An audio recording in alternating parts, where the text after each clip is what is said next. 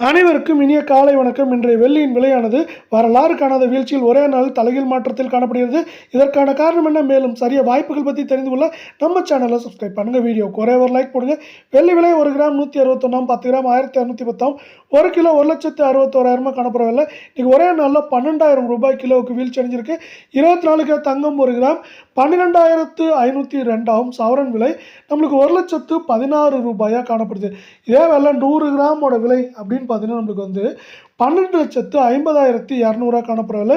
இன்றைக்கி ஒரே நாளில் 352 ரூபாய் வீழ்ச்சி அடைஞ்சது மட்டும் இல்லாமல் நம்மளுக்கு கடந்த ஒரு வாரத்தில் 3,800 ரூபாய்க்கு மேலே வீழ்ச்சியில் இருக்குது.